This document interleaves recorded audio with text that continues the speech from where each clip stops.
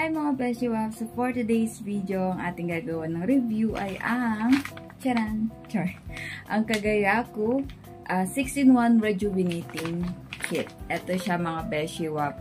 And anyway, before anything else, I want to say thank you to Rosmar kasi po sponsor po ang ating vlog for today's video. So, ito ay binigay niya sa atin and maraming salamat. So anyway, kung may nakikita kayo sa likod ko, nasa room kasi ako.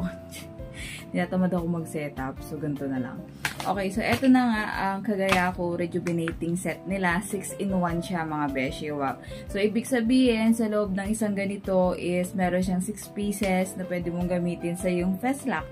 Okay, so ito ay nakalimutan ko magkano yung amount niya. Hindi ko sure if nasa 200 plus or 300 plus. Pero, pwede kayong bumili nito sa aming Yellow Basket. Ililink ko siya dito. Or pwede kayong mag-direct kay Pamulaklakin Shop ni Rosmar. So ang step dito, ito pala yung packaging niya muna. And sa likod nito, nandyan yung mga ingredients niya and kung paano siya gamitin. And nandito yung mga step niya. And ayun nga.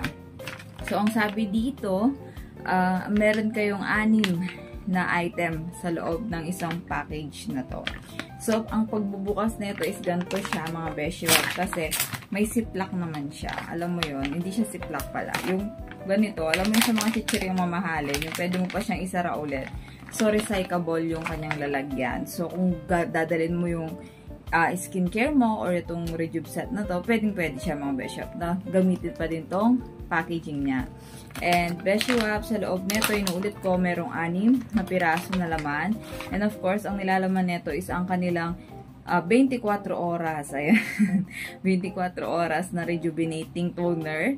Toner siya and 60 ml siya. And ang bango bango niya, grabe. Anyway, etong pag-vlog ko na to, ginamit ko na siya, pangalawang package ko na to, and kada bukas ko ng ganito nila is napakabango. So, kaya nahuhumaling ako pag inaaway ko yung ganito nila. And then yun nga, toner yon. Tapos, of course, hindi mawawala yung night cream nila, rejuvenating night cream. Eto siya. And then, ang kanilang rejuvenating brightening cream. So, of course, common sense na lang. Ito yung pang umaga at ito yung pang gabi. So, meron siyang dalawang klase ng cream. And, of course, ang kanilang mist. Ayan ang paborito ko talaga sa lahat ng Kagayaku Rejuvenating Kit nila. At saka yung Hydra Glass na kit nila. Lagi siyang merong mist. So, para siyang makeup din na ewan na, alam mo yun, after mong i-set yung makeup mo, i-mist mo siya para mag-set sa face mo and hindi siya mahulas. Parang ganun. And then next is, of course, meron siyang soap. And ang soap niya ay Kojic Peeling Soap. And ito ang gagamitin mo sa umaga. So, ang sabi dito is scar remover siya. And which is true naman. And natanggal niya talaga yung mga scars ko. Though yung butas hindi na niya masusolusyonan yun. Kasi butas na talaga yun. And then yun nga. Meron pa siyang isang klase ng soap, ang Condensada Soap. And ito ay merong glutathione, collagen, and alpha-arbutin. And ito ay nakaka-anti-aging and scar remover din siya. So, dito sa Kojic, ito yung pang-morning mo, ito yung pang-evening mo. So, ito, scar remover lang siya. And yung pang-gabi nyo na soap is anti-aging na siya. And then, ano pa siya, scar remover. So, doble siya mga Beshi Wap. And for glutathione and collagen na siya. So, yon ang nilalaman ng ating isang package ng rejuvenating kit ni Rosmar. And, ayun nga, sa step niya dito, syempre, ganito siya gamitin, Beshi Wap. I-explain ko siya sa inyo. Okay, wait lang. Kunin ko lang ulit sila. Hirap. Wait lang. Okay. So, sa morning mga Beshi Wap, of course, gagamitan mo siya ng sabon na Kojic. Ito siya. Ang Kojic Peeling Soap niya na scar remover, 10 times whitening na siya.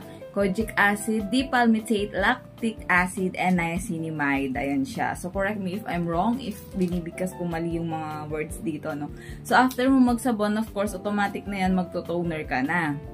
Ito yung 24 oras nilang toner na sinasabi.